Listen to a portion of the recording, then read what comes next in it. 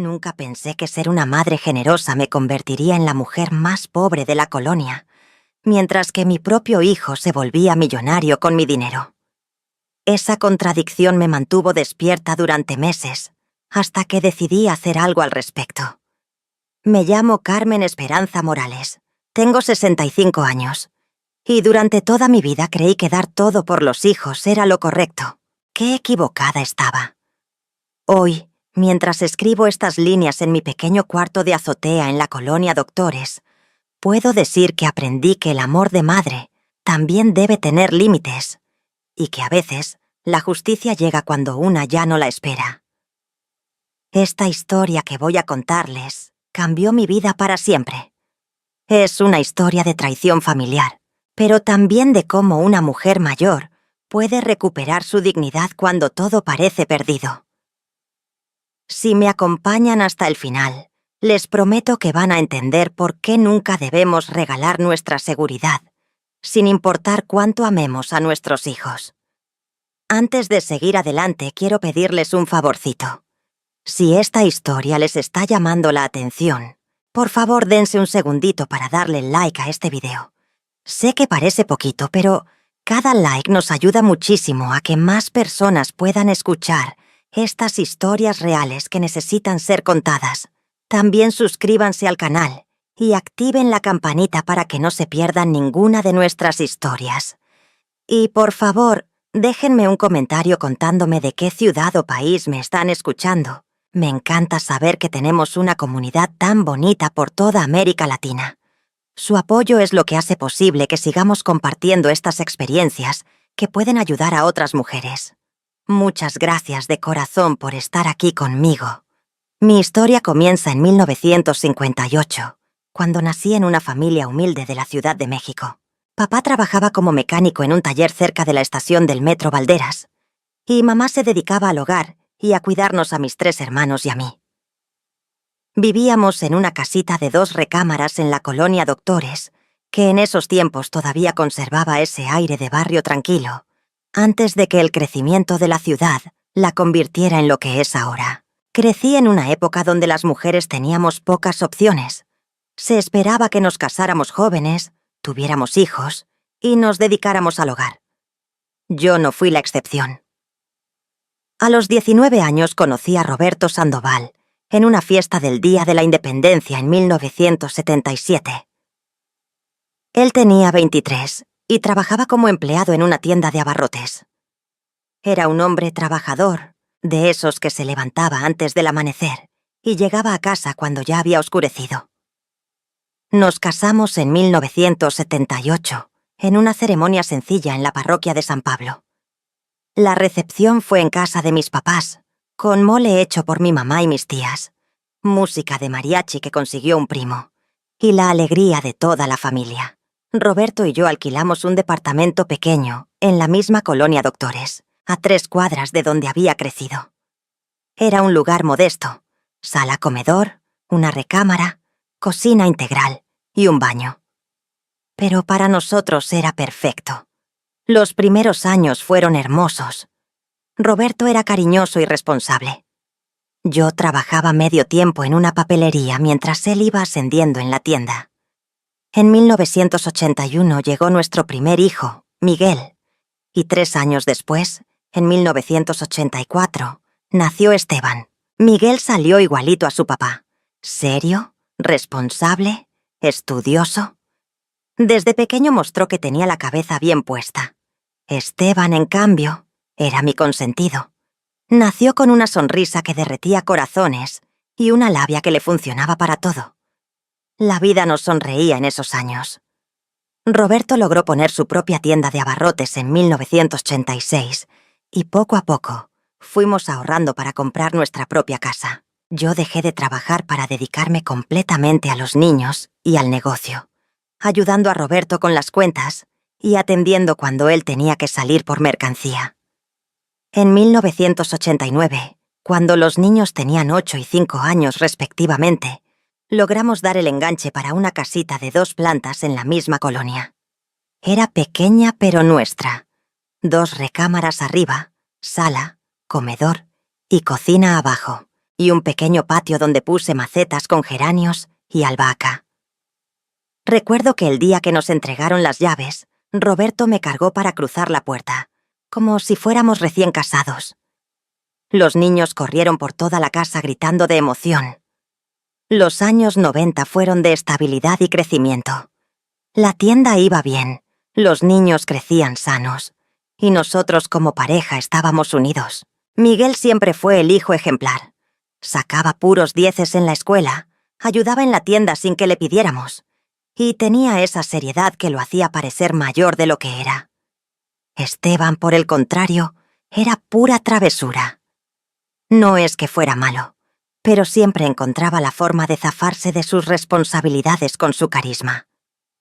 Recuerdo que cuando Miguel tenía 12 años y Esteban 9, tuvimos una junta en la escuela porque Esteban había convencido a 3 compañeros de que hicieran su tarea de matemáticas mientras él se iba a jugar fútbol. Cuando le preguntamos cómo había logrado eso, nos respondió con toda naturalidad: les dije que el que hiciera mi tarea podía usar mi Nintendo el fin de semana. Hasta el maestro se rió. Esa era la personalidad de Esteban. Encantador, pero siempre buscando el camino fácil. Miguel terminó la preparatoria con honores y decidió estudiar contaduría. Trabajaba en las tardes en la tienda para pagarse los estudios. Nunca nos pidió dinero extra. Esteban, cuando le tocó entrar a la preparatoria, convenció a Roberto de que lo inscribiera en una escuela privada porque ahí iban sus amigos. Roberto accedió, aunque el gasto era considerable para nosotros. La primera señal de lo que vendría después la tuve en 1998, cuando Esteban tenía 14 años. Roberto y yo habíamos ahorrado 5,000 pesos para cambiar el refrigerador de la tienda, que ya estaba dando problemas. Una mañana, Roberto llegó alterado de la tienda y me dijo que el dinero había desaparecido del lugar donde lo guardábamos. Buscamos por todos lados. Pensamos que quizás algún cliente había entrado al área de atrás. Incluso consideramos que Roberto se había equivocado de lugar. Esa tarde, cuando regresé de hacer las compras, encontré a Esteban en su cuarto con tenis nuevos de marca, una chamarra que no había visto antes y contando dinero. Cuando le pregunté de dónde había sacado todo eso, me explicó con mucha seguridad que había vendido su bicicleta a un compañero de la escuela. El precio que me dijo no coincidía con lo que valía la bicicleta, pero Esteban tenía una forma de explicar las cosas que te hacía dudar de tus propias sospechas. «Mamá, la vendí cara porque estaba como nueva, y además le incluí el candado y la bomba», me dijo con esa sonrisa suya que siempre funcionaba. Yo quería creerle. Una madre siempre quiere creer en sus hijos. Esa noche, Roberto y yo hablamos del tema y decidimos que era solo una coincidencia. Esteban jamás nos había robado, y el dinero pudo haberse perdido de cualquier manera. La segunda señal llegó 6 meses después, en febrero de 1999. Yo tenía guardados en mi cómoda 2,000 pesos que Roberto me había dado para comprar ropa para los niños. Era para el uniforme nuevo de Esteban y unos zapatos que necesitaba Miguel. Un día llegué de misa y el dinero ya no estaba. Le pregunté a Roberto si lo había tomado. Él me dijo que no. Miguel tampoco sabía nada. Cuando le pregunté a Esteban, me respondió que había visto a Miguel cerca del cuarto esa mañana. Miguel se indignó. Era incapaz de una cosa así. Pero Esteban insistía. «Yo solo digo lo que vi, mamá. Miguel entró al cuarto cuando tú no estabas». La discusión entre los hermanos fue terrible. Miguel lloraba de coraje porque nadie le creía completamente, y Esteban mantenía su versión con una calma que ahora entiendo era calculada. Nunca supimos qué pasó con ese dinero. Roberto tuvo que pedir prestado a un compadre para los uniformes. Esa noche, acostada en mi cama, recordé los tenis nuevos de Esteban de meses atrás, pero inmediatamente me sentí culpable por sospechar de mi propio hijo. La tercera señal fue la más clara, pero también la que más me dolió aceptar. En diciembre de 1999, Roberto y yo habíamos juntado dinero para darles a los niños regalos bonitos de Navidad. Guardamos 3.000 pesos en una caja de latas de galletas que teníamos escondida en el ropero. El 23 de diciembre, Roberto fue a sacar el dinero para ir a comprar los regalos y la caja estaba vacía. Esta vez no había duda de quién había sido. Miguel estaba trabajando tiempo completo en un banco como practicante y llegaba a casa muy tarde. Ese día había llegado después de las 9 de la noche, agotado. Además, Miguel jamás entraba a nuestro cuarto sin permiso. Esteban, en cambio, había estado en casa toda la tarde, estudiando para un examen. Cuando lo confronté, esta vez no tuvo una explicación lista. Se puso nervioso, tartamudeó y finalmente me dijo: «Mamá, yo no fui. A lo mejor se te olvidó dónde pusiste el dinero». Pero yo sabía perfectamente dónde había puesto el dinero. Lo había contado 2 veces el día anterior. Roberto quería castigarlo severamente, pero yo lo defendí. «Tal vez de verdad no fue él», le decía a mi esposo. «A lo mejor alguien más supo dónde guardábamos el dinero». En el fondo, sabía que estaba mintiendo, pero admitir que mi hijo me había robado era demasiado doloroso. Esa Navidad fue muy triste. Los niños solo recibieron regalos pequeños, y Miguel, que no tenía nada que ver, sufrió las consecuencias igual que todos. Recuerdo que preparé la cena de Nochebuena con el corazón partido, viéndolo a Esteban actuar como si no pasara nada, riendo y haciendo bromas, mientras yo sabía en el fondo que había sido él quien nos había robado. La cuarta señal llegó cuando Esteban cumplió 18 años, en 2002. Para esas fechas, Miguel ya se había titulado y trabajaba en el banco con un buen sueldo. Nosotros habíamos decidido darle a Esteban una fiesta de cumpleaños con sus amigos como regalo.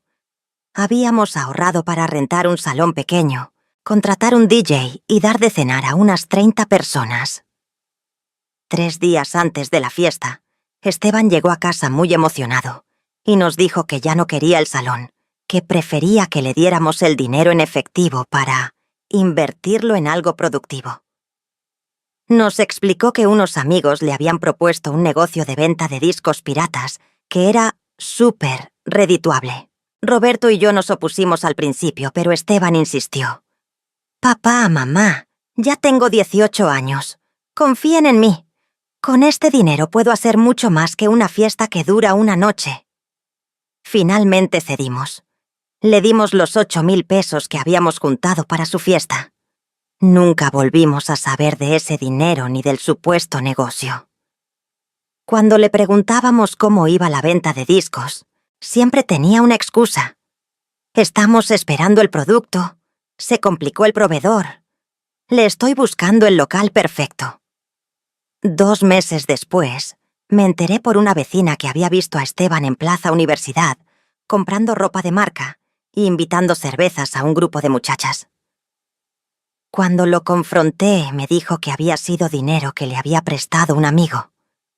Para ese entonces, ya estaba estudiando administración en una universidad particular que le pagábamos Roberto y yo. Los siguientes años, Esteban perfeccionó su forma de manipularnos. Ya no nos robaba directamente, sino que había aprendido a convencernos de que le diéramos dinero prestado para diferentes proyectos. Siempre tenía una idea brillante: un negocio de tacos, una agencia de viajes, venta de celulares. Roberto y yo, esperanzados de que finalmente madurara, le fuimos dando dinero una y otra vez. En 2005, cuando tenía 21 años, nos pidió 50.000 pesos para un negocio seguro de venta de autopartes. Prometió que nos los devolvería en 6 meses con intereses. Tuvimos que sacar dinero del ahorro que teníamos para emergencias. Nunca vimos ni un peso de regreso. En 2006 fue la agencia de viajes. «Mamá, el turismo está creciendo muchísimo. Con 30.000 pesos puedo asociarme con un amigo que ya tiene los contactos». Roberto ya no quería darle nada, pero yo lo convencí. «Es nuestro hijo», le decía. «Tenemos que apoyarlo hasta que encuentre su camino». En 2007 nos pidió dinero para terminar la universidad. «Solo me faltan 3 materias. Pero necesito ponerme al corriente con las colegiaturas. Fueron 40.000 pesos más. Después nos enteramos de que había dejado la universidad desde hacía un año. Miguel, mientras tanto, se había casado con una muchacha muy trabajadora llamada Patricia. Ellos nunca nos pidieron dinero. Al contrario, Miguel siempre trataba de ayudarnos cuando podía. Vivían en un departamento pequeño, pero lo habían comprado con sus propios ahorros. En 2008 nos dieron la alegría de nuestro primer nieto, Sebastián. Roberto y yo estábamos orgullosos de Miguel, pero preocupados por Esteban. Para 2009, cuando cumplió 25 años, ya le habíamos dado más de 200.000 pesos en diferentes préstamos que nunca nos devolvió. Vivía en nuestra casa, no trabajaba de manera estable y se pasaba los días navegando en Internet o saliendo con amigos. El golpe más duro llegó en 2010. Roberto empezó a sentirse mal, con cansancio y falta de aire. Cuando fue al médico, le diagnosticaron problemas del corazón. Necesitaba medicinas caras y revisiones constantes. Por primera vez en años, Esteban parecía preocupado por algo más que no fuera dinero. Durante los meses que duró la enfermedad de Roberto, Esteban se portó como el hijo que siempre habíamos esperado que fuera. Nos acompañaba a las citas médicas, ayudaba en casa, incluso consiguió un trabajo de medio tiempo en una oficina. Yo pensé que finalmente había madurado, que la enfermedad de su papá lo había hecho reflexionar. Roberto murió en enero de 2011, cuando tenía 55 años. Su corazón no pudo más. El funeral fue muy triste, pero también hermoso ver cómo Miguel y Esteban se unieron para apoyarme. Por primera vez en años, sentí que tenía una familia unida. Después del funeral, tuvimos que arreglar los papeles de la herencia. La casa donde vivíamos todavía se estaba pagando, pero ya solo faltaba muy poco. Roberto había sido previsor y tenía un seguro de vida que alcanzó para liquidar la hipoteca y me dejó un pequeño ahorro. También había la tienda, que decidí vender porque ya no tenía energías para manejarla sola. Con la venta de la tienda y el dinero del seguro, me quedé con alrededor de 400.000 pesos libres, además de la casa. Era una buena cantidad para una viuda de 52 años. Miguel me aconsejó que invirtiera el dinero en algo seguro, como un depósito a plazo fijo, para que me diera rendimientos mensuales y no tocara el capital.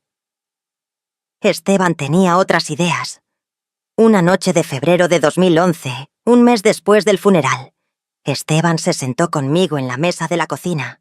Tenía esa expresión seria que ponía cuando quería convencerme de algo importante. «Mamá», me dijo, «necesito hablar contigo de algo muy importante». Me explicó que había estado estudiando el mercado de valores y que había descubierto una oportunidad de inversión extraordinaria. Un amigo suyo, que según él trabajaba en una casa de bolsa muy prestigiosa, le había explicado sobre unas acciones que estaban a punto de subir muchísimo de precio. «Mamá, si invertimos el dinero que dejó mi papá en estas acciones, en 6 meses podríamos triplicarlo. Imagínate, de 400.000 pesos pasaríamos a tener más de 1 millón. Podrías vivir tranquila el resto de tu vida, sin preocuparte por dinero». La propuesta sonaba tentadora, pero yo había aprendido a ser cautelosa con las ideas de Esteban. Sin embargo, esta vez era diferente. Me mostró papeles que parecían oficiales, páginas de Internet con gráficas que no entendía, y me habló de términos financieros que sonaban muy profesionales. «El único problema», me dijo, «es que para entrar a esta inversión necesito mínimo 500.000 pesos. Con los 400 que tienes, me faltan 100.000. Pero se me ocurrió algo.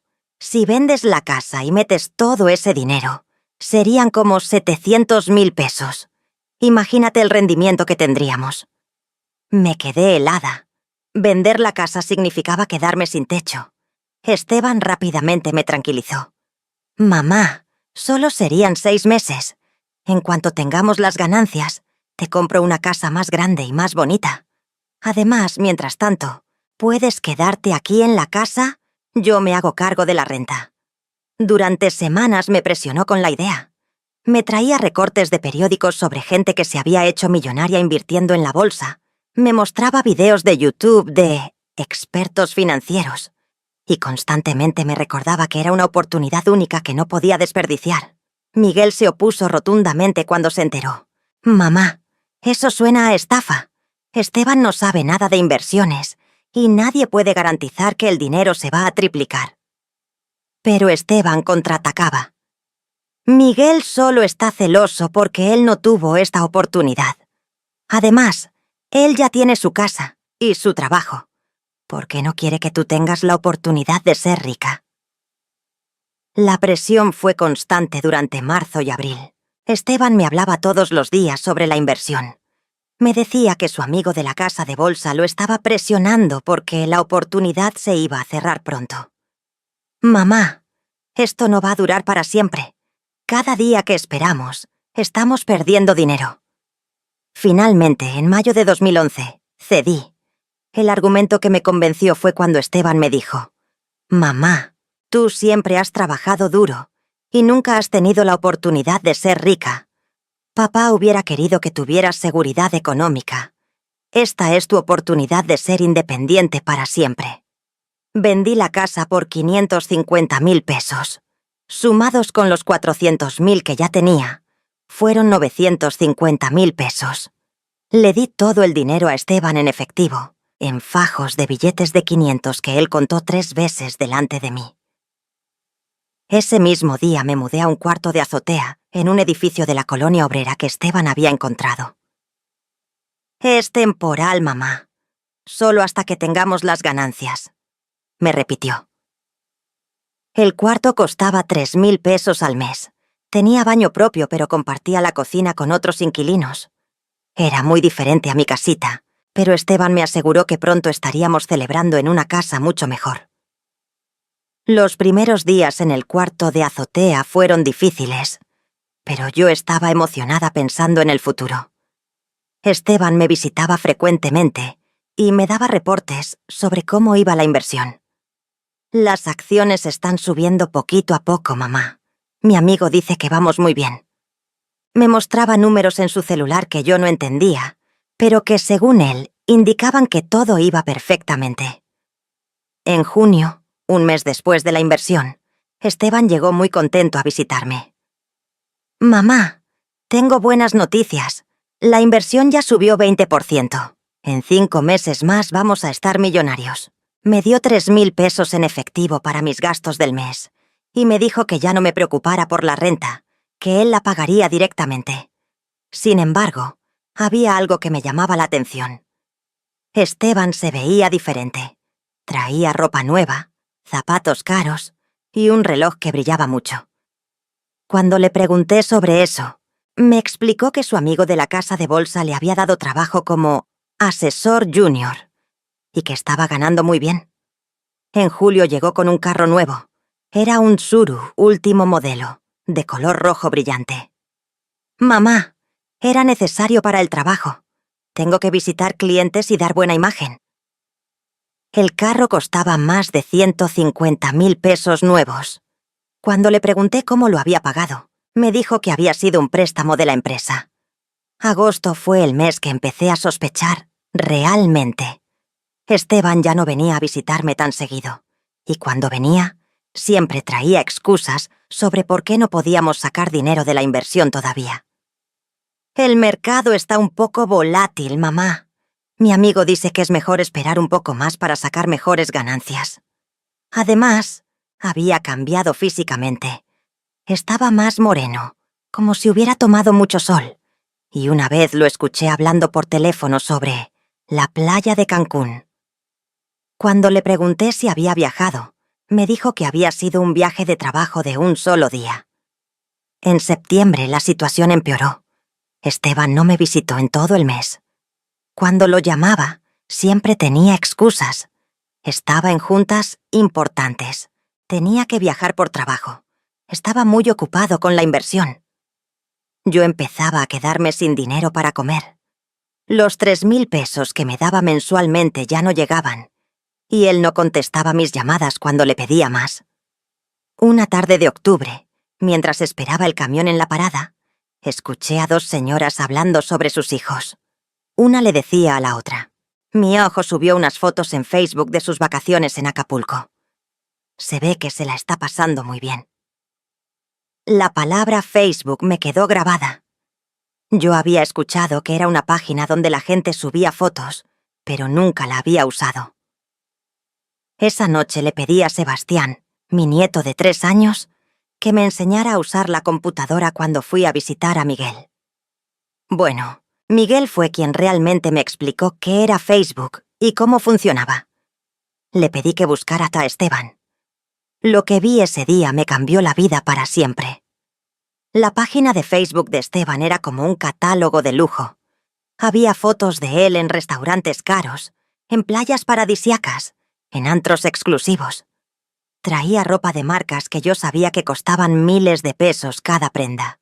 En las fotos aparecían muchachas muy arregladas, botellas de alcohol que reconocí porque las había visto en películas, y carros que no eran el Tsuru que a mí me había enseñado. La foto que más me impactó era una donde estaba en una alberca infinita con vista al mar, sosteniendo una cerveza que tenía una etiqueta dorada. El pie de foto decía: «Viviendo la vida como se debe. Namás Dubai, Araf viajando con estilo. Vida de rico». La foto tenía fecha de septiembre, exactamente cuando él me había dicho que estaba muy ocupado con trabajo. Miguel estaba parado detrás de mí, viendo las mismas fotos. Su cara reflejaba la misma indignación que yo sentía. «Mamá», me dijo muy bajito, «este cabrón se está gastando tu dinero en viajes de lujo». Esa noche no pude dormir. Le dije a Miguel que imprimiera todas las fotos que pudiera. Fueron más de 50 imágenes que documentaban una vida de lujo que había comenzado exactamente en mayo, cuando yo le di mi dinero. Había fotos en Las Vegas, en Miami, en Cancún, en Puerto Vallarta y hasta en Europa. En cada lugar traía ropa diferente y cara. En algunas aparecía con relojes que sabía que costaban más que lo que yo había gastado en toda mi vida. En otras estaba en restaurantes donde un solo plato costaba lo que yo gastaba en comida en una semana. La evidencia era aplastante. Esteban se había robado mi dinero y se lo estaba gastando en una vida de playboy millonario, mientras yo vivía en un cuarto de azotea comiendo frijoles con tortillas. Pero lo que más me dolió no fueron los viajes ni los lujos. Lo que más me lastimó fue ver las fotos donde aparecía con diferentes muchachas. En los comentarios, él escribía cosas como: «Cuando tienes dinero, todo es posible», o «La vida es para disfrutarla, no para ahorrarla». Era como si se estuviera burlando de mí, de todos los años que Roberto y yo trabajamos para darle todo lo que necesitaba.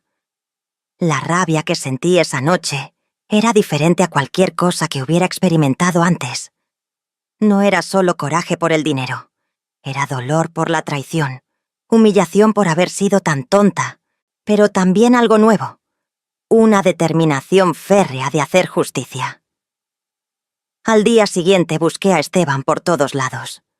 Fui a la casa donde vivía ahora, un departamento en una zona muy elegante de la colonia Roma, que también había pagado con mi dinero.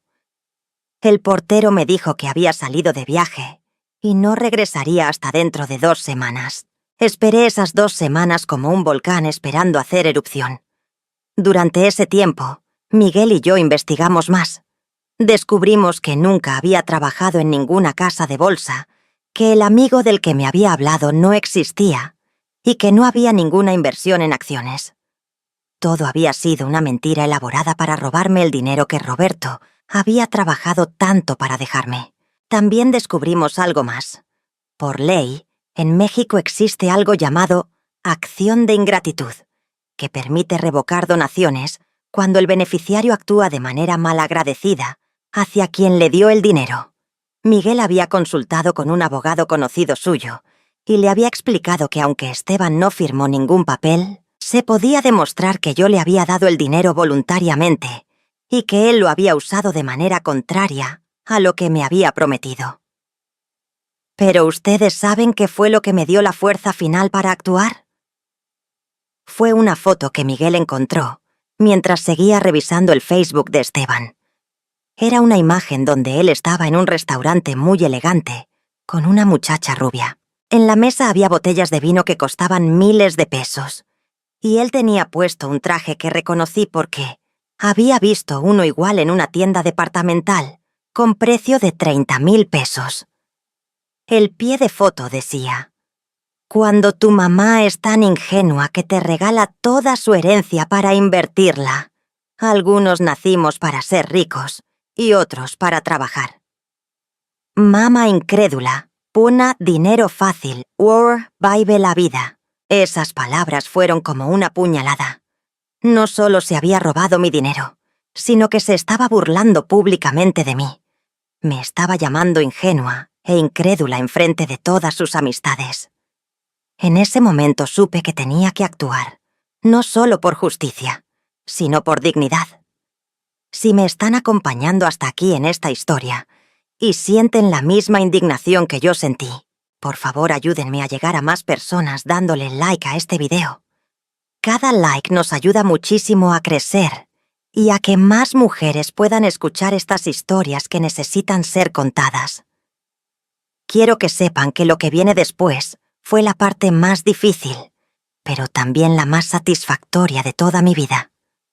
Cuando Esteban finalmente regresó de su viaje, en noviembre de 2011, yo ya tenía todo planeado. Había pasado 2 semanas investigando, preparándome y, sobre todo, juntando valor para hacer lo que tenía que hacer. Lo primero que hice fue conseguir ayuda legal. Miguel me acompañó a una consulta gratuita en el DIF de la delegación. Ahí me explicaron que efectivamente existía la acción por ingratitud y que aunque sería un proceso legal complicado, yo tenía evidencias suficientes para demostrar que Esteban había actuado de manera malagradecida. La abogada que nos atendió, la licenciada Fernández, una mujer de unos 40 años con una presencia muy seria, me explicó todo el procedimiento. «Señora Carmen, lo que su hijo hizo técnicamente no es robo, porque usted le dio el dinero voluntariamente, pero sí podemos demandarlo por ingratitud y exigir la devolución del dinero o el embargo de sus bienes». Me explicó que necesitaríamos 3 cosas: evidencia de que yo le había dado el dinero voluntariamente, pruebas de que él había prometido usarlo para un propósito específico, la inversión, y documentación de que había usado el dinero para fines completamente diferentes a los prometidos. «Las fotos de Facebook son evidencia perfecta», me dijo la licenciada. «Demuestran que desde el momento que recibió el dinero, lo ha estado gastando en lujos personales, en lugar de invertirlo como prometió». También me explicó sobre algo que se llama embargo precautorio. Como Esteban había comprado bienes con mi dinero, la ley me permitía solicitar que esos bienes fueran embargados mientras se resolvía el caso. El carro, el departamento donde vivía y cualquier cosa cara que hubiera comprado podían ser embargados y eventualmente rematados para pagarme. El costo de todo el proceso legal sería de unos 15,000 pesos, dinero que yo no tenía. Miguel se ofreció a prestármelos, pero yo le dije que no. Esta era mi batalla y tenía que encontrar la forma de pagarla yo misma. Vendí todo lo que tenía de valor: los aretes de oro que Roberto me había regalado el día de nuestra boda, una cadena que había heredado de mi mamá, y hasta la licuadora y el microondas de mi pequeño cuarto. Con eso junté 10,000 pesos. Para conseguir los 5,000 que me faltaban, tuve que pedirle trabajo a una señora del edificio que hacía comida para vender. Durante 2 semanas trabajé ayudándole a hacer tamales, levantándome a las 4 de la mañana y trabajando hasta las 10 de la noche. Mis manos quedaron lastimadas de tanto amasar y mi espalda me dolía terriblemente, pero cada peso que ganaba era un peso más cerca de mi justicia. Mientras juntaba el dinero para el abogado, seguí documentando la vida de lujo de Esteban a través de sus redes sociales. Cada día subía fotos nuevas, comidas en restaurantes caros, compras en tiendas de lujo, viajes de fin de semana a lugares exclusivos. Una mañana de diciembre, mientras revisaba su Facebook, Vi algo que me llenó de una determinación que no sabía que tenía. Había subido un video donde estaba en una joyería muy elegante, comprando un reloj Rolex. En el video se escuchaba su voz diciendo: «Cuando tienes una mamá que confía tanto en ti, puedes darte estos lujos». La dependienta de la joyería se reía y le preguntaba cuánto había costado el reloj. «50.000 pesos», respondía él. «Pero no es mi dinero, así que no me duele». Ese video me dio la energía para trabajar doble turno, ayudando con los tamales. En una semana había juntado los últimos 5.000 pesos. El 20 de diciembre de 2011 me presenté en el despacho de la licenciada Fernández con mis 15.000 pesos en efectivo y todas las evidencias impresas. Eran más de 100 fotos, capturas de pantalla de sus comentarios en redes sociales y todos los papeles que había firmado cuando le di el dinero. «Señora Carmen», me dijo la abogada después de revisar todo, «este es uno de los casos más claros de ingratitud que he visto. Su hijo no solo incumplió su promesa, sino que se está burlando públicamente de usted. Vamos a ganar este caso». Lo primero que hicimos fue interponer la demanda. En México, las demandas por ingratitud se presentan ante un juez civil y el proceso puede tardar varios meses. Sin embargo, también solicitamos el embargo precautorio de los bienes que Esteban había comprado con mi dinero. El 3 de enero de 2012, un oficial del juzgado se presentó en el departamento de Esteban para notificarle la demanda y proceder con el embargo. Yo no fui personalmente, pero Miguel sí acompañó al oficial para asegurarse de que todo se hiciera correctamente.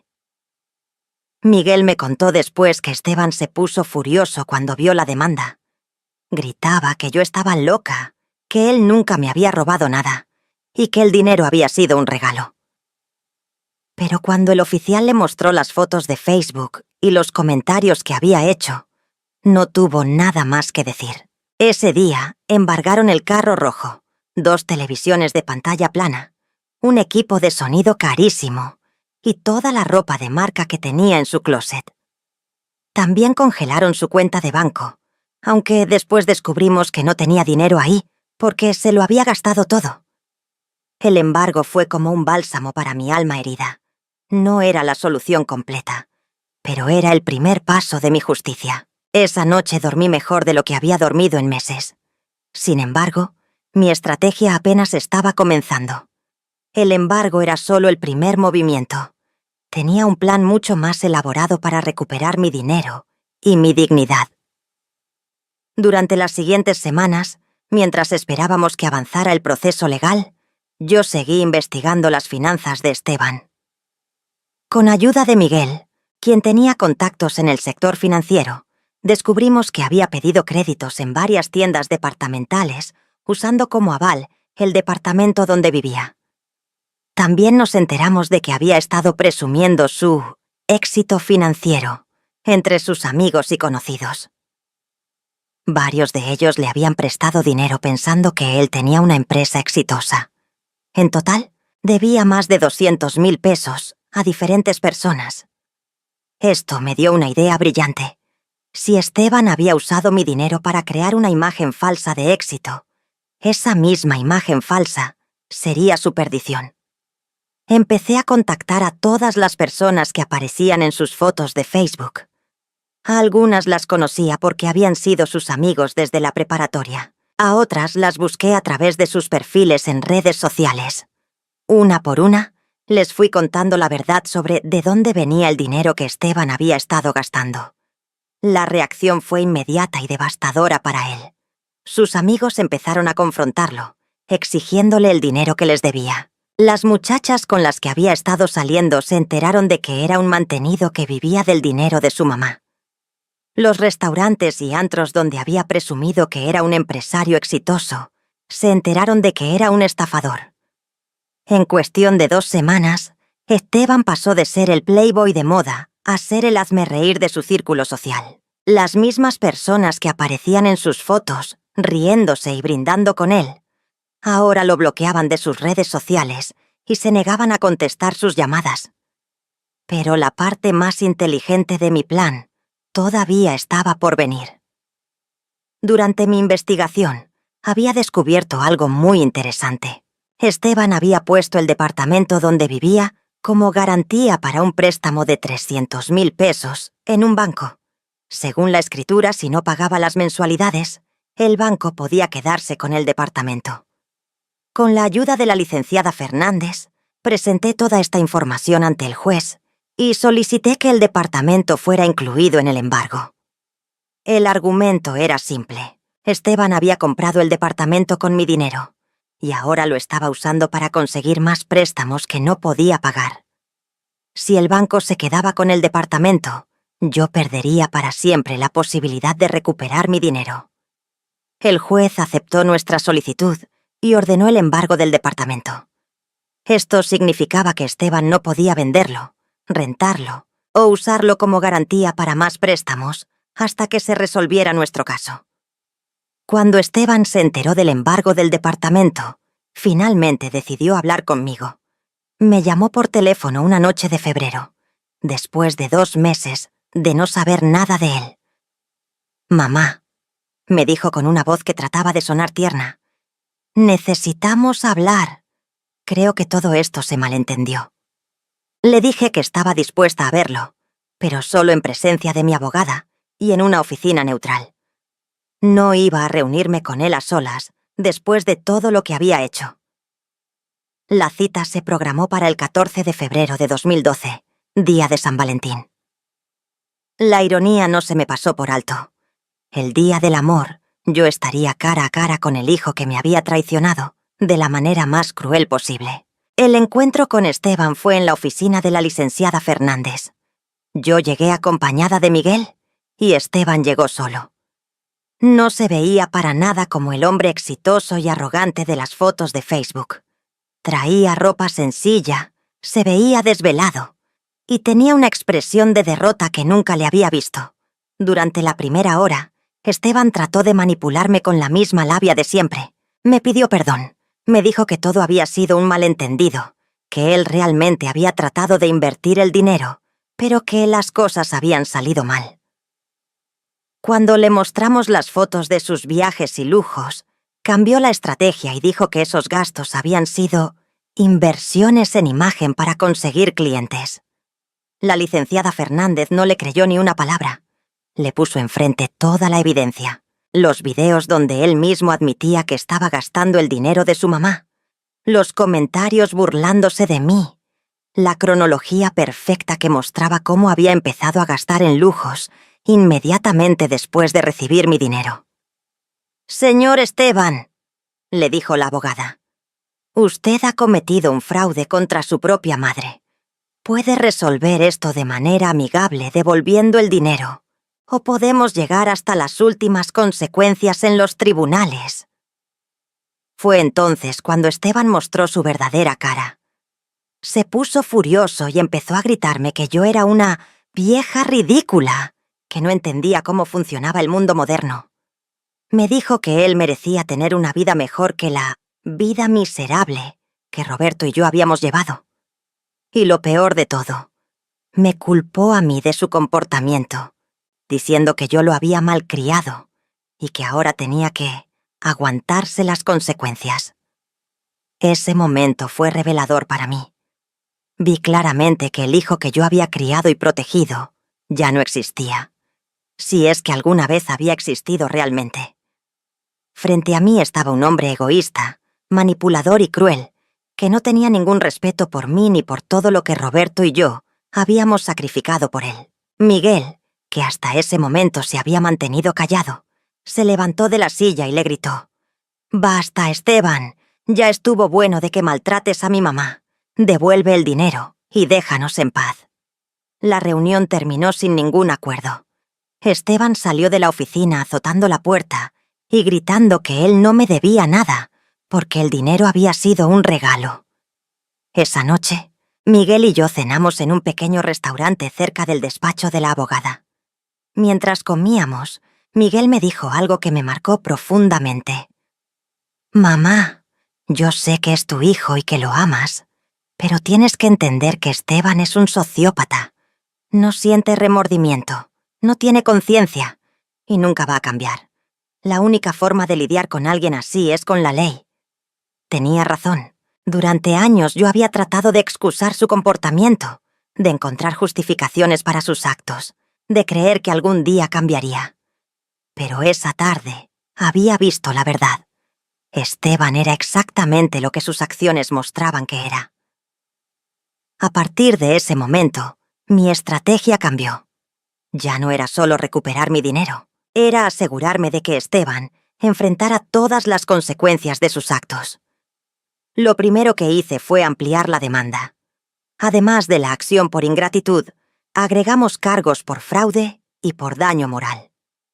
El daño moral era importante porque en México permite reclamar una compensación adicional por el sufrimiento psicológico que había causado. También presenté una denuncia penal por fraude. Aunque el dinero había sido entregado voluntariamente, el hecho de que Esteban había mentido sobre el propósito del dinero constituía fraude. La denuncia penal era importante porque podía resultar en cárcel para Esteban si se demostraba que había actuado con dolo. Mientras tanto, seguí documentando su comportamiento.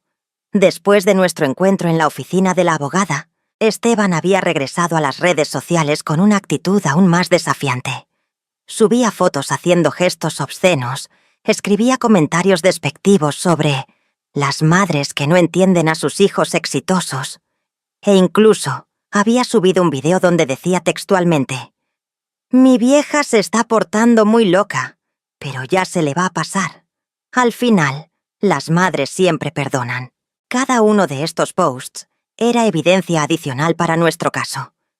La licenciada Fernández me había explicado que entre más evidencia tuviéramos de que Esteban no mostraba remordimiento, más fuerte sería nuestro caso para el daño moral.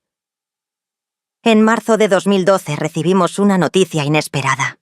El banco donde Esteban había conseguido el préstamo usando el departamento como garantía había iniciado un proceso de embargo por falta de pago. Esteban no había pagado ninguna de las mensualidades desde enero. Esto complicaba nuestro caso porque ahora el departamento tenía 2 embargos, el nuestro y el del banco. Sin embargo, la licenciada Fernández me explicó que teníamos preferencia porque nuestro embargo era anterior. Si el departamento se remataba, primero se pagaría nuestra deuda y después la del banco. El remate del departamento se programó para mayo de 2012. El valor del departamento era de aproximadamente 600,000 pesos y el banco reclamaba 300,000 pesos más intereses. Si lográbamos comprarlo en el remate, podríamos recuperar gran parte de mi dinero. Sin embargo, yo no tenía dinero para pujar en el remate.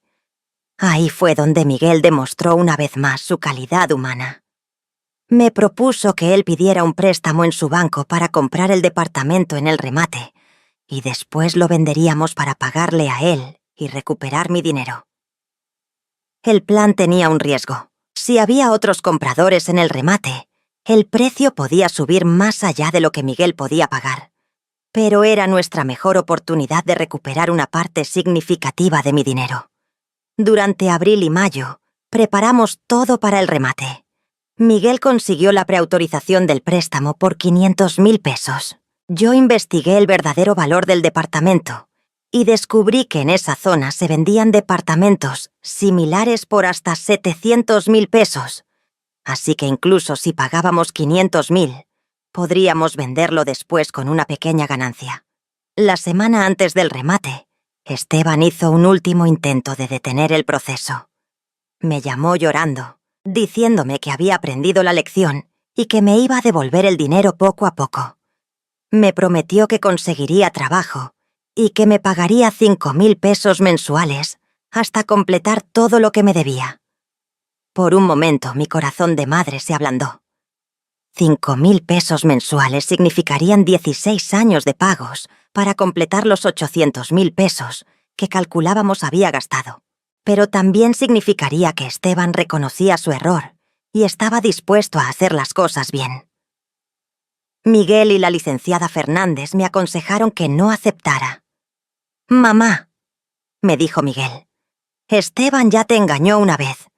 ¿Qué te hace pensar que ahora sí va a cumplir?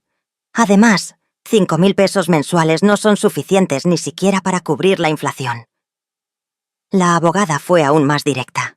Señora Carmen, si usted acepta ese arreglo, está renunciando a su derecho de recuperar el dinero completo. Y conociendo el historial de su hijo, es muy probable que después de 2 o 3 meses deje de pagarle y usted se quede sin el dinero y sin el departamento. Después de pensarlo mucho, decidí rechazar la propuesta de Esteban. Le dije que la única forma de resolver esto era que me pagara todo el dinero de una vez, o que siguiéramos con el proceso legal hasta sus últimas consecuencias. Su reacción fue inmediata y reveladora. Me gritó por teléfono que yo era una vieja amargada, que no lo quería ver triunfar y que me arrepentiría de haberlo demandado. La llamada terminó con él diciéndome que a partir de ese momento ya no tenía madre. Esas palabras me dolieron más de lo que esperaba, pero también me dieron la fortaleza final que necesitaba. Si Esteban podía decir eso después de todo lo que Roberto y yo habíamos hecho por él, entonces realmente ya no era mi hijo. Era solo un estafador que había tenido la mala suerte de estafar a alguien que no se iba a quedar callada. El día del remate llegó el 15 de mayo de 2012. Era un martes por la mañana, y yo me levanté a las 5 para arreglarme y llegar temprano al juzgado. Miguel me acompañó, junto con la licenciada Fernández. Llevábamos todos los papeles necesarios y el cheque de caja por 500.000 pesos. La sala donde se realizaría el remate era pequeña y fría. Había unas 15 personas esperando. La mayoría eran inversionistas que se dedicaban a comprar propiedades embargadas para revenderlas. También estaba el abogado del banco y, para mi sorpresa, Esteban. Cuando lo vi entrar a la sala, sentí una mezcla de nervios y determinación. Se veía mal, demacrado, y traía la misma ropa que había usado en nuestra última reunión. Se sentó al fondo de la sala y no volteó a verme ni una sola vez. El remate comenzó con el departamento tasado en 450.000 pesos. Las pujas empezaron en 300.000 pesos. 2 inversionistas estuvieron pujando por varios minutos, subiendo el precio en incrementos de 5.000 pesos. Cuando el precio llegó a 420.000 pesos, Miguel hizo su primera puja. 430.000. Uno de los inversionistas subió a 440.000. Miguel pujó 450.000. Hubo un momento de silencio. El juez preguntó si había más pujas. Uno de los inversionistas parecía estar considerando seguir, pero finalmente negó con la cabeza. ¿Hay más pujas por 450.000 pesos? Preguntó el juez por segunda vez. Fue entonces cuando pasó algo que no esperábamos. Esteban se levantó de su asiento y gritó: ¡500.000 pesos! Toda la sala volteó a verlo. El juez le preguntó si tenía el dinero para respaldar su puja, y Esteban respondió que sí. Sin embargo, cuando le pidieron que mostrara el comprobante de fondos, no pudo presentarlo. «Señor», le dijo el juez, «si no puede demostrar que tiene el dinero, no puede participar en el remate». Esteban insistió que tenía el dinero en otro banco y que podía traer el comprobante en 1 hora. El juez le explicó que las reglas del remate no permitían esperas y que si no tenía el comprobante en ese momento, no podía pujar. La desesperación en la cara de Esteban era evidente. Se acercó hasta donde estábamos nosotros y me susurró: «Mamá, por favor, no te quedes con mi departamento. Es lo único que tengo». Le respondí en voz baja pero firme: «Esteban, es el departamento que compraste con mi dinero. No es tuyo, es mío». El juez procedió a adjudicar el departamento a Miguel por 450.000 pesos. En ese momento, Esteban perdió definitivamente su hogar y su principal bien material. Sin embargo, la estrategia no terminaba ahí. Con el departamento en nuestras manos, ahora tenía un activo valioso que podía usar para presionar a Esteban a devolver el resto del dinero que me debía. Después del remate, vendimos el departamento por 580.000 pesos. Descontando los 450.000 que había costado y los gastos de escrituración y comisiones, nos quedaron cerca de 100.000 pesos de ganancia. Sumados con los 450.000 de la venta, había recuperado 550.000 pesos de los 950.000 que le había dado a Esteban. Era una cantidad importante, pero todavía me faltaban 400.000 pesos, y yo no estaba dispuesta a darme por vencida. El proceso legal continuó. Con las evidencias que teníamos y el hecho de que Esteban ya había perdido el departamento, la licenciada Fernández estaba segura de que ganaríamos el caso civil. Sin embargo, ganar el caso y recuperar el dinero eran dos cosas diferentes. El problema, me explicó la abogada, es que Esteban ya se gastó todo el dinero y no tiene bienes embargables. Aunque ganemos el caso, si él no tiene con qué pagar, no podremos obligarlo a Paul a hacerlo. Fue entonces cuando implementé la parte más inteligente de toda mi estrategia. Si Esteban no tenía dinero ni bienes, tendría que conseguirlos trabajando, y yo me iba a asegurar de que fuera imposible para él conseguir trabajo sin pagarme primero. Lo primero que hice fue contactar a todas las empresas donde Esteban había trabajado antes o donde había solicitado trabajo. Les mandé copias de la demanda y las evidencias de su comportamiento, explicándoles que estaba involucrado en un proceso legal por fraude. En México, las empresas son muy cautelosas con contratar a personas que tienen problemas legales, especialmente relacionados con dinero. También usé las redes sociales a mi favor. Creé un perfil de Facebook con mi nombre real y empecé a conectar con todos los contactos de Esteban. En mi perfil publiqué la historia completa de lo que había pasado, con todas las evidencias. Cualquier persona que buscara información sobre Esteban en Internet encontraría inmediatamente la verdad sobre él. Además, presenté una denuncia en el buró de crédito. Aunque la deuda no era bancaria, el hecho de que hubiera un proceso legal en su contra por fraude iba a aparecer en su historial crediticio. Esto le impediría conseguir tarjetas de crédito, préstamos o incluso rentar departamentos en lugares decentes.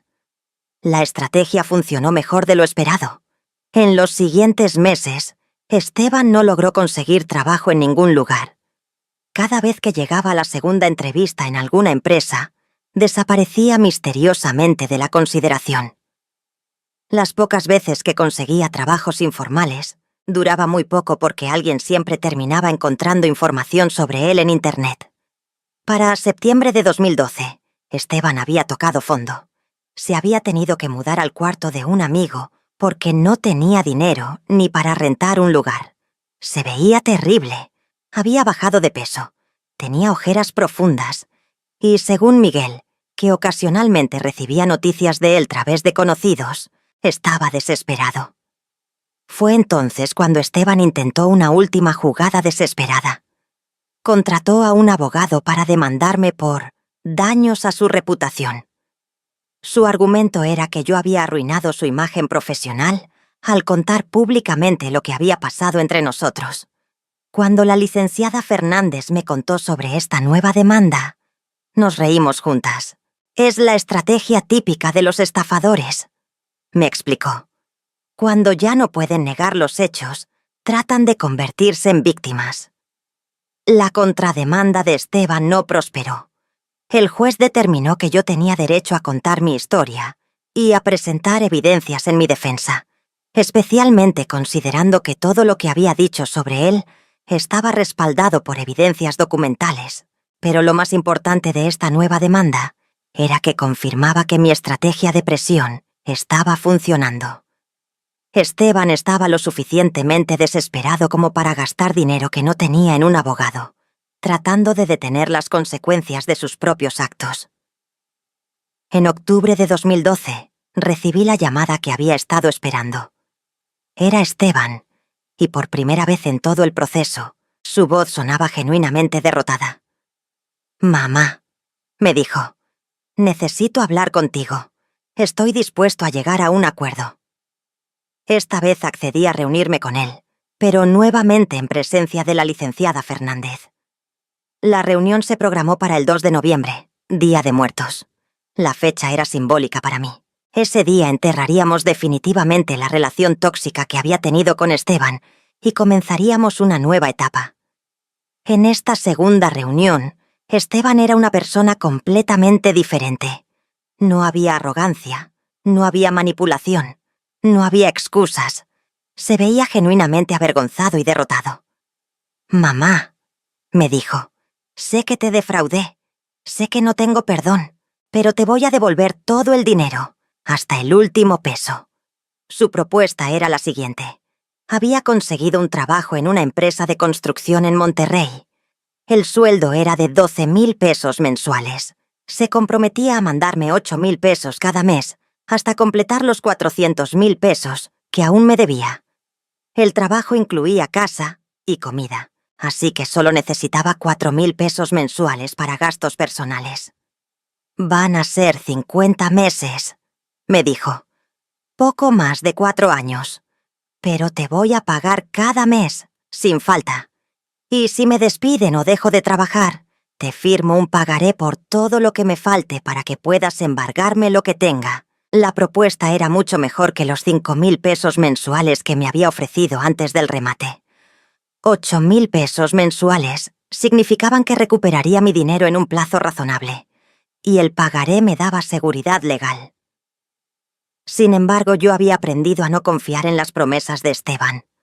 «¿Cómo sé que esta vez sí vas a cumplir?», le pregunté. Su respuesta me sorprendió. «Porque ya no tengo nada más que perder. Ya perdí mi casa, mi reputación, mis amigos, mi carrera. Lo único que me queda es tratar de recuperar algo de dignidad cumpliendo lo que te prometí». La licenciada Fernández revisó la propuesta y me aconsejó que la aceptara, pero con condiciones muy estrictas. El pagaré tendría que ser solidario, significando que si Esteban dejaba de pagar, podíamos embargárselo todo inmediatamente. Además, él tendría que mandar una copia de su recibo de nómina cada mes, como comprobante de que seguía trabajando. También establecimos una cláusula de penalización. Si se atrasaba más de 15 días en cualquier pago, automáticamente se vencería todo el pagaré y tendríamos derecho a embargarlo por la cantidad total que faltara. Después de pensarlo durante una semana, decidí aceptar. No era solo por el dinero. Era porque, por primera vez en su vida adulta, Esteban estaba enfrentando las consecuencias reales de sus actos y parecía genuinamente dispuesto a hacer las cosas bien. El 15 de noviembre de 2012 firmamos el acuerdo. Esteban se comprometía a pagar 8,000 pesos mensuales durante 50 meses, comenzando el 1 de diciembre. También firmó un pagaré por 400,000 pesos con todas las condiciones de penalización. Cuando salimos del despacho de la abogada, Esteban me pidió hablar a solas por unos minutos. Caminamos hasta un parque cercano y se sentó en una banca. Por primera vez desde que había comenzado todo este proceso, lo vi llorar. «Mamá», me dijo entre lágrimas, «sé que ya no tengo derecho a pedirte perdón, pero quiero que sepas que me odio por lo que te hice. Papá debe estar muy decepcionado de mí». Le dije que Roberto efectivamente estaría decepcionado, pero que también habría estado orgulloso de verlo finalmente asumir responsabilidad por sus actos. «Esteban», le dije, «tu papá siempre creyó que todas las personas pueden cambiar si realmente se lo proponen. Espero que él haya tenido razón». El 1 de diciembre de 2012 recibí la primera transferencia de 8,000 pesos. El 1 de enero de 2013 llegó la segunda. El 1 de febrero llegó la tercera. Durante los primeros meses, yo esperaba cada transferencia con ansiedad, pensando que en cualquier momento Esteban volvería a sus viejas mañas. Pero los pagos siguieron llegando puntualmente. Además de los pagos, Esteban empezó a mandarme mensajes de texto cada mes. Al principio eran muy formales. «Mamá, ya hice el depósito de este mes». Pero poco a poco se fueron volviendo más personales. Me contaba cómo estaba yendo en el trabajo. Me preguntaba por mi salud. Me mandaba fotos del lugar donde vivía en Monterrey. Para mi cumpleaños número 55, en abril de 2013, no solo mandó el pago mensual, sino que también mandó 500 pesos extra con un mensaje que decía: «Para que te compres algo bonito en tu cumpleaños. Te amo, mamá». Durante ese tiempo, yo también estaba reconstruyendo mi vida. Con los 550.000 pesos que había recuperado, pude mudarme de la azotea a un departamento pequeño pero digno en la colonia Narvarte. No era tan bonito como mi casa original, pero era mío y nadie me lo podía quitar. También retomé contacto con amigas que había dejado de ver durante los años difíciles. Me uní a un grupo de bordado en la parroquia, empecé a tomar clases de computación en el DIF y poco a poco fui recuperando la alegría de vivir. El proceso de sanar emocionalmente fue más lento que el de recuperar el dinero. Por mucho tiempo me sentí culpable por haber sido tan ingenua al confiar en Esteban. Me costaba trabajo dormir, tenía pesadillas donde revivía el momento de descubrir las fotos en Facebook, y había días en que la tristeza me abrumaba. Miguel fue fundamental en mi proceso de recuperación. Me acompañó a terapia psicológica durante varios meses. Me ayudó a entender que lo que había pasado no había sido culpa mía, y me recordaba constantemente que había sido muy valiente al defender mis derechos. «Mamá», me decía, «tú no eres la víctima de esta historia. Tú eres la heroína. Muchas mujeres en tu situación se habrían quedado calladas y se habrían conformado con la injusticia. Pero tú luchaste y ganaste». Para diciembre de 2013, había recibido 12 pagos puntuales de Esteban. Ya había recuperado casi 700.000 pesos de los 950.000 originales. Pero más importante que el dinero, había recuperado mi dignidad y había demostrado que nadie, ni siquiera un hijo, podía abusar de mí sin consecuencias. Fue en esa época cuando decidí que quería contar mi historia públicamente. No solo para desahogarme, sino para ayudar a otras mujeres que pudieran estar pasando por situaciones similares. Muchas de ustedes que me están escuchando tal vez han pasado por algo parecido. Tal vez han tenido familiares que han abusado de su confianza, que han tomado ventaja de su generosidad, o que las han hecho sentir culpables por defenderse. Quiero que sepan que no están solas y que nunca es tarde para hacer justicia. Los pagos de Esteban continuaron llegando puntualmente durante todo el 2014 y 2015. Para ese entonces, nuestra relación había evolucionado de una manera que nunca imaginé. No éramos madre e hijo en el sentido tradicional, pero habíamos desarrollado una especie de respeto mutuo, basado en acuerdos claros y consecuencias reales. Esteban había ascendido en su trabajo, había empezado como peón en la construcción, pero su educación y su experiencia previa le habían permitido subir a supervisor de obra. Su sueldo había aumentado a 18.000 pesos mensuales, pero él siguió mandándome los mismos 8.000 que habíamos acordado. En 2015, cuando llevaba exactamente 3 años pagándome, Esteban me pidió permiso para venir a visitarme a Ciudad de México. Había ahorrado dinero para el viaje y quería hablar conmigo en persona. La visita fue muy emotiva. Esteban se veía completamente diferente al hombre arrogante y manipulador que había sido. El trabajo físico lo había curtido, tenía las manos callosas y la piel bronceada del sol. Pero más importante, tenía una humildad genuina que nunca le había visto. Durante la visita me contó cómo había sido su proceso de cambio. Los primeros meses en Monterrey habían sido terribles. Sus compañeros de trabajo se burlaban de él porque era un chilango fifí, que nunca había trabajado con las manos. Tuvo que aprender todo desde cero. Usar herramientas, cargar materiales pesados, trabajar bajo el sol por 12 horas diarias. «Mamá», me dijo, «la primera semana quería regresarme.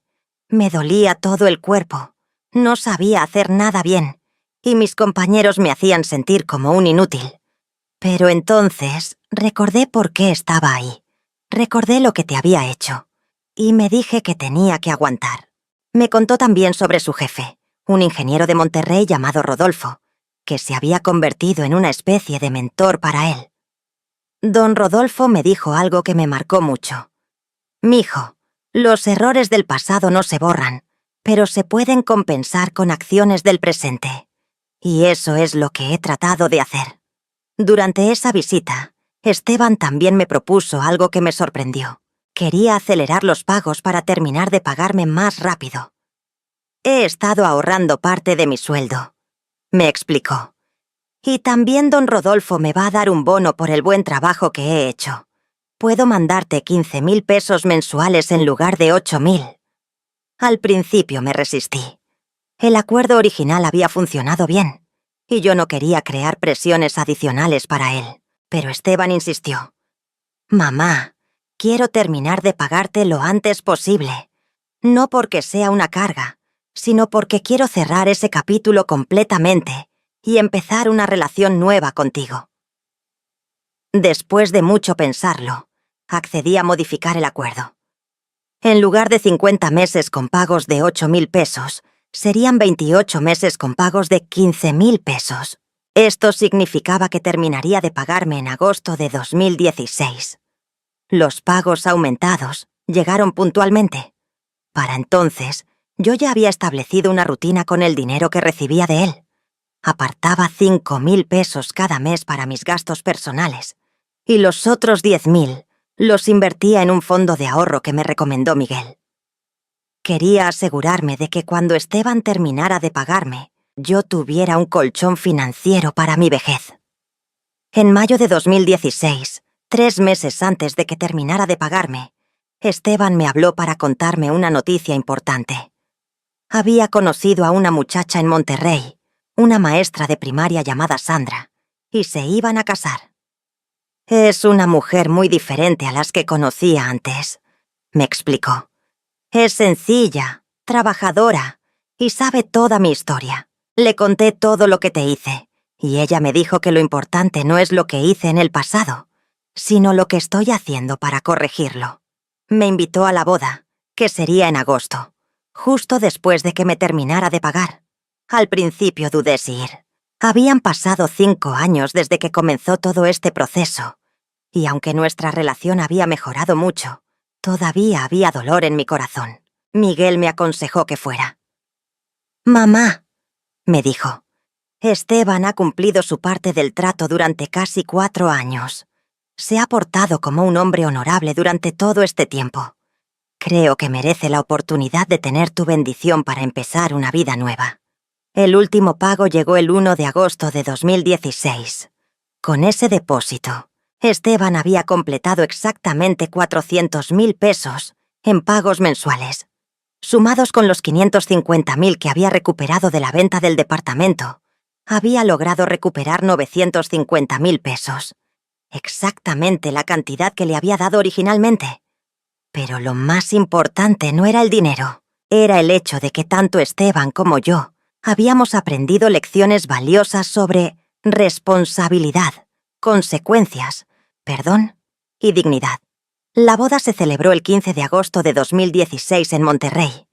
Era una ceremonia sencilla en una iglesia pequeña, seguida de una comida en el patio de la casa de los padres de Sandra. Yo fui acompañada de Miguel, Patricia y mi nieto Sebastián, que ya tenía 8 años. Cuando vi a Esteban en el altar esperando a Sandra, me emocioné profundamente. Se veía maduro, sereno y genuinamente feliz. Durante la ceremonia, él volteó a verme varias veces, y en sus ojos vi una gratitud que me llegó al corazón. En la comida, Esteban dio un discurso que me marcó profundamente. Habló sobre las segundas oportunidades, sobre el amor que puede existir entre padres e hijos incluso después de errores graves, y sobre la importancia de asumir responsabilidad por nuestros actos. «Quiero agradecer especialmente a mi mamá», dijo mirándome directamente, «que me enseñó que el amor verdadero a veces requiere poner límites duros. Gracias a ella, hoy soy un hombre mejor». Después de la comida, Esteban y yo tuvimos una conversación privada en el jardín de la casa. Me agradeció no solo por haberlo perdonado, sino por haber luchado por mi dignidad cuando él me había fallado. «Mamá», me dijo, «sé que nunca voy a poder borrar completamente el daño que te hice, Pero quiero que sepas que estos 4 años pagándote han sido los más importantes de mi vida. Me enseñaron lo que significa ser un hombre de palabra. Le dije que estaba orgullosa de cómo había cambiado y que su papá también lo estaría. Roberto siempre creyó que tenías potencial para ser una buena persona. Le recordé. Solo necesitabas aprender que las acciones tienen consecuencias. Esa noche, en mi hotel en Monterrey, reflexioné sobre todo el proceso que había vivido. Había comenzado como una mujer de 52 años, viuda, traicionada por su propio hijo, viviendo en un cuarto de azotea y comiendo frijoles con tortillas. 5 años después, era una mujer de 57 años, financieramente estable, emocionalmente sanada y con una relación reconstruida con su hijo menor. Más importante, había demostrado que nunca es tarde para defenderse, para exigir justicia y para reconstruir la vida después de una traición devastadora.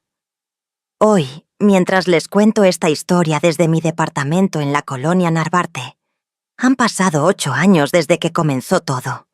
Esteban y Sandra siguen casados y viven en Monterrey, donde él ahora es gerente de construcción de una empresa importante. Tienen 2 hijos, Roberto, nombrado así por su abuelo, y Carmen, nombrada así por mí. Nuestra relación ahora es buena, pero diferente. Ya no tengo la ingenuidad maternal de antes, esa que me hacía excusar todos sus errores.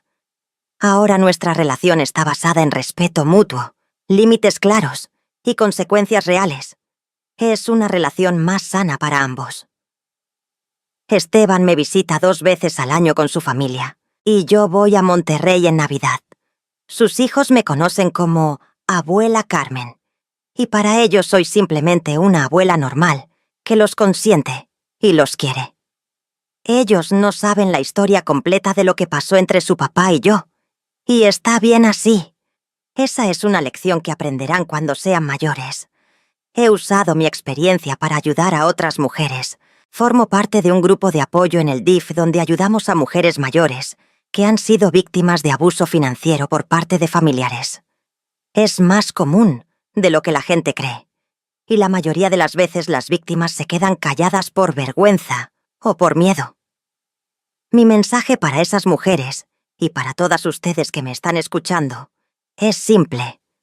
Nunca es tarde para defenderse. No importa que sea su hijo, su esposo, su hermano o cualquier otro familiar. Nadie tiene derecho a abusar de su confianza o de su generosidad. También he aprendido que el perdón no significa olvidar o permitir que los abusos continúen. El perdón real solo es posible cuando hay un reconocimiento genuino del daño causado y un cambio real en el comportamiento. Perdoné a Esteban, pero solo después de que él demostró con acciones, no con palabras, que había cambiado realmente. A las madres que me escuchan, quiero decirles algo importante. Amar a nuestros hijos no significa permitir que nos lastimen. A veces, la forma más amorosa de actuar es poner límites firmes y exigir que nuestros hijos enfrenten las consecuencias de sus actos.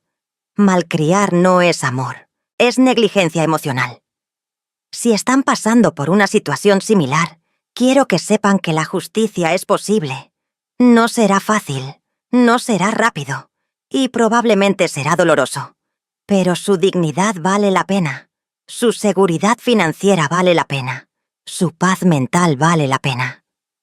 También quiero decirles que busquen ayuda. En México existen muchas instituciones que pueden apoyarlas. El DIF, la Procuraduría de la Defensa del Consumidor, las organizaciones de derechos humanos, los abogados de servicio social. No están solas en esta lucha. La vida me enseñó que las traiciones más dolorosas a veces vienen de las personas que más amamos. Pero también me enseñó que tenemos más fortaleza de la que creemos y que nunca es tarde para reconstruir nuestra vida después de una devastación. Hoy tengo 65 años. Vivo sola, pero no me siento sola.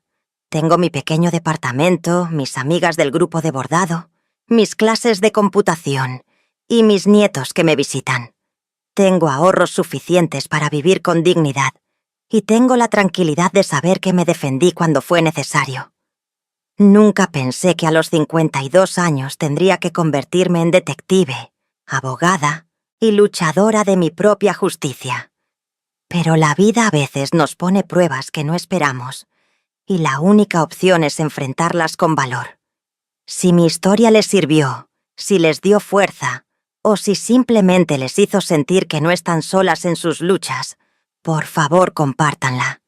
Denle like al video para que más personas puedan escucharla, suscríbanse al canal para más historias como esta, y dejen un comentario contándome de qué país me están escuchando.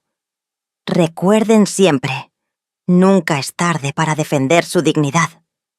Nunca es tarde para exigir justicia. Y nunca es tarde para reconstruir su vida, sin importar qué tan devastadas se sientan en este momento. La vida puede golpearnos fuerte, pero también puede darnos la oportunidad de levantarnos más fuertes de lo que éramos antes. Yo soy la prueba viviente de eso.